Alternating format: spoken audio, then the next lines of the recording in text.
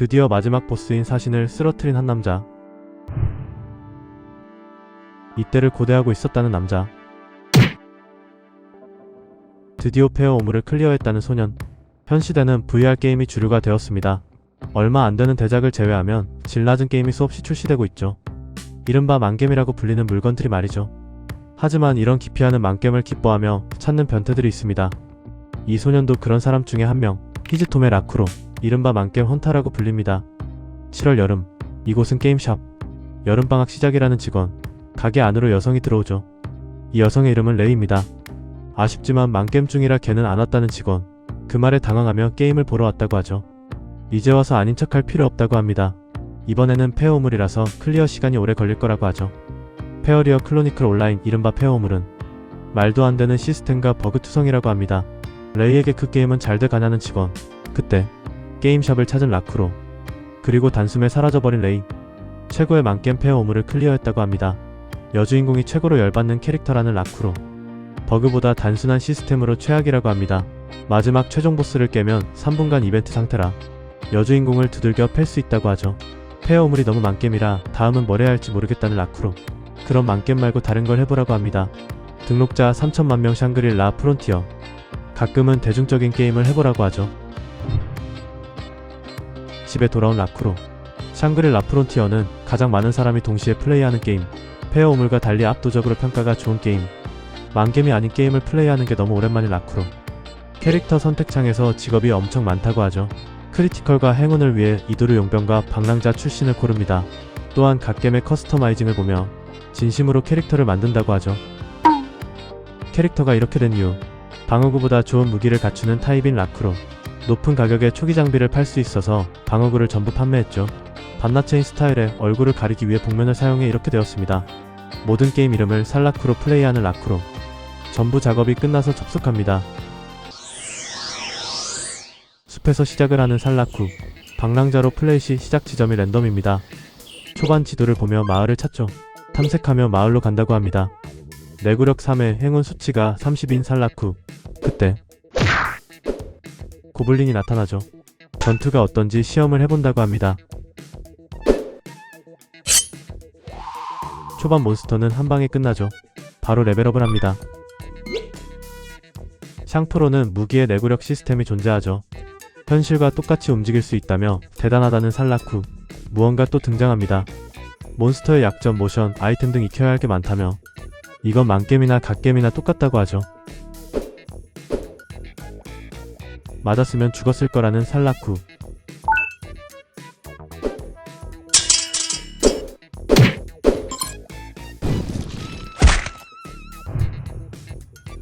끈질기게 목만 노리면 간파당하기 쉽다고 하죠. 경험치가 많이 들어와 놀라는 살라쿠. 몬스터가 쓰던 부어카를 가지고 싶어 하죠. 샹프로는 행동이 스킬 습득에 영향을 주는 시스템. 아직 스킬도 못 써봤다고 합니다.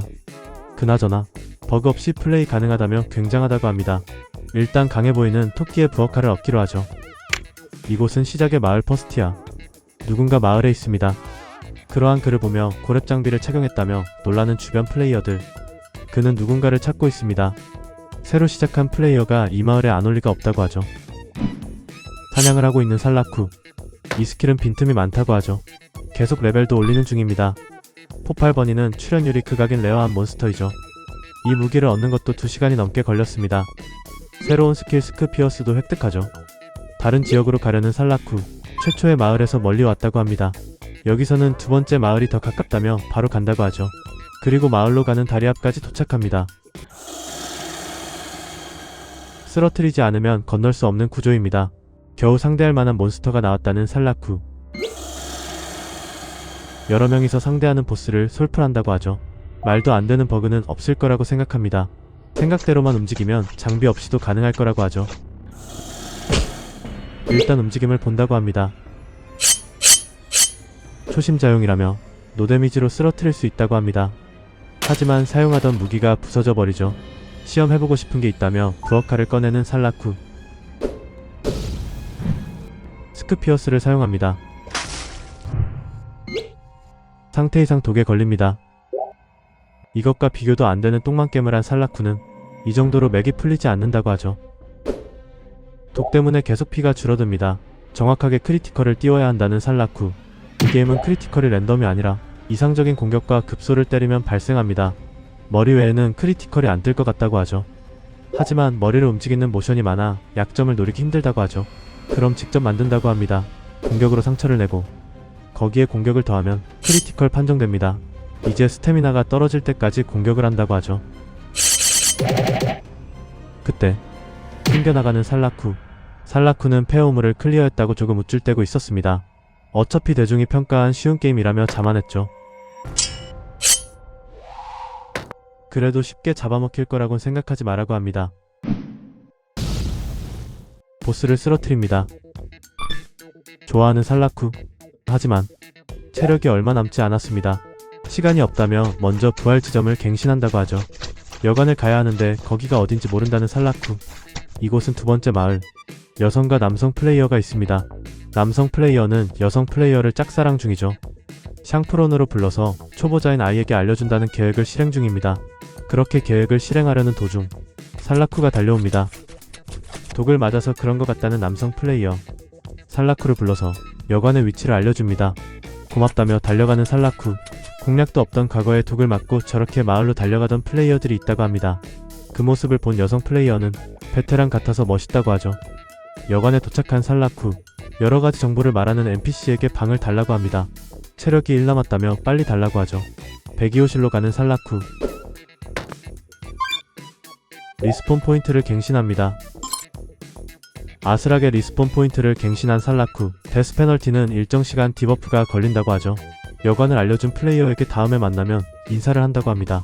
먼저 자세한 지도랑 회복 아이템, 그 다음은 장비를 갖춘다고 하죠. 플레이하는 이상 톱 플레이어가 된다고 합니다. 먼저 용병이 싹 날 검을 대신할 메인 무기가 필요하다고 하죠. 주변에서 살라쿠의 커스텀을 보고 웃는 사람들. 변태 취급을 안 받기 위해 방어력이 없는 장비라도 구매합니다. 그 다음으로는 무기점. 손도끼는 쓰레기라며 누가 이걸 사냐는 무기상. 그럼 무기 라인업을 보여달라고 하죠. 전부 미묘하다며 치명의 부엌칼이 더 유용하다는 살라쿠. 더 좋은 무기를 원하면 만들어야 한다고 합니다. 사고팔고의 늪 황야에 광물을 캘 수 있는 장소가 있다고 하죠. 황야에서 철광석을 찾는 살라쿠. 하지만 돌멩이만 나옵니다. 무기에 사용되는 양은 6개지만 30분 동안 2개 캤다고 하죠. 발밑은 늪이라 움직이기 힘들다고 합니다. 짜증이 나 있는 살라쿠에게 몬스터가 다가옵니다. 바쁘니 방해하지 말라는 살라쿠. 그렇게 소재가 되고 싶다면 되게 해준다고 합니다. 바로 숨통을 끊어준다고 하죠. 머드프로그는 참격 내성이 있으므로 타격이나 찌르기를 사용하기 위해 손도끼를 사용하죠. 개구리론 기분 전환도 안 된다며 광석 캐는 게 귀찮다고 하죠. 하지만 플레이어가 늘어 소재 모으기도 경쟁이니 가능한 많이 모아둔다고 합니다. 3시간 후 광석을 모아온 살라쿠. 캐온 광석 중에 늪간에 화석이 있다고 합니다.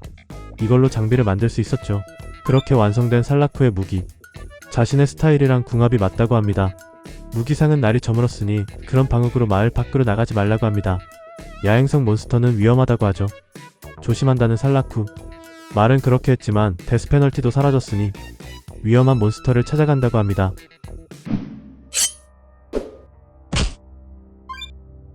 생각보다 강력하다고 하죠. 낮과 밤에 출현하는 몬스터가 달라지고 훨씬 위험한 게 무기상의 말대로라고 하죠. 하지만 이상할 정도로 강하다며 밸런스 조절 실패 같다고 합니다. 체력도 높고 페인트 공격도 사용하죠. 그것보다 문제는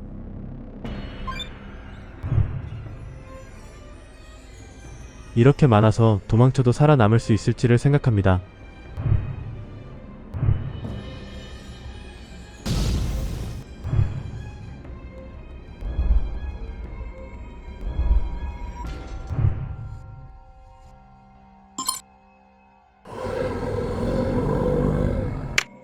누군가 지나가는 모습을 보는 투플레이어. 지나간 사람의 망토의 엠블럼은 유니크 몬스터 야스베 리카온을 쫓는 클랜이라고 하죠. 유니크 몬스터란 이명과 개체명을 지닌 특수한 몬스터로 세계에 각각 한 마리만 존재하죠. 유니크 7추강종을 토벌하려고 여러 클랜이 있다고 합니다. 하지만 문제는 이상할 정도로 강하다고 하죠. 유니크 몬스터와 대치한 살라쿠. 강했던 레드캡이 순식간에 날아갔다며 한 방만 맞아도 직사라고 생각합니다. 저스트 페리로 받아 넘기는 살라쿠. 별거 없다고 말하죠. 사실은 저스트 페리를 배우지 않았으면 바로 죽었을 거라고 합니다. 방심했다간 순식간에 죽는다며 전력을 다해야 한다고 합니다. 공격을 엄청나게 했지만 데미지가 들어가지 않는다고 하죠. 호소의 단검이 벌써 내구도가 없다고 합니다. 하지만 그 문제라기보다 도저히 지금 도전할 수 있는 상대가 아니라고 하죠. 하지만 지금 게임을 마음껏 즐기고 있다는 살라쿠. 버그, 캣떡같은 밸런스, 온갖 만겜을 극복한 게이머라며 타격 판정조차 버그가 없는 몬스터에게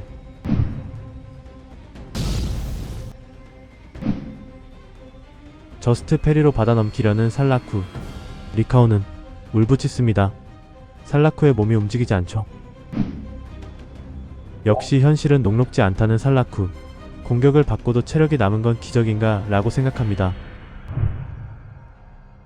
이런 부조리한 강함도 프로그램대로 의도한 강력함이라며 쓰러뜨릴 수 있는 정도의 부조리라고 합니다.